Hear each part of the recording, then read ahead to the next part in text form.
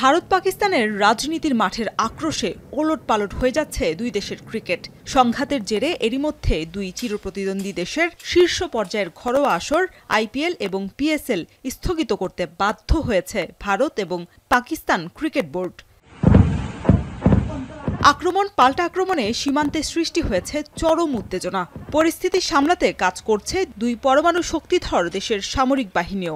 এমন সংকটময় পরিস্থিতিতে সর্বদা দেশের মানুষকে আগলাতে কাজ করায় ভারতীয় সেনাকে কুর্নিশ জানিয়ে পোস্ট করেছেন ভারতের ক্রিকেটাররা।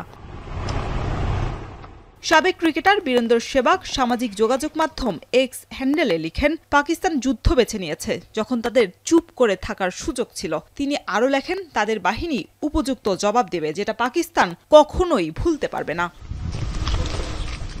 অন্যদিকে এক পোস্টে বিরাট কোহলি লেখেন, এই কঠিন সময়ে ভারতকে সাহসিকতার সঙ্গে রক্ষা করার জন্য সেনাবাহিনীকে শ্রদ্ধা এবং কুর্নিশ। তাদের অটল সাহস এবং আত্মত্যাগের জন্য কৃতজ্ঞতাও জানান এই ব্যাটার।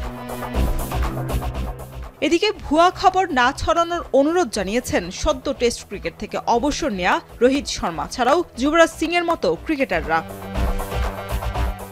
শত্রুপক্ষকে দমন করতে জীবনের শেষ নিঃশ্বাস পর্যন্ত লড়াই চালিয়ে যাবার কথা জানিয়েছেন পাকিস্তানি ক্রিকেটার মোহাম্মদ আমির। এদিকে পাকিস্তানের উত্তপ্ত পরিস্থিতিতে সাবেক গভর্নর মোহাম্মদ আলী জিন্নার এক উক্তিকে সামাজিক যোগাযোগ মাধ্যমে পোস্ট করে পাকিস্তানের জনতাকে সামনে চলার সাহস জুগিয়েছেন বাবর আজম। শরীফ রাউশন, এখন।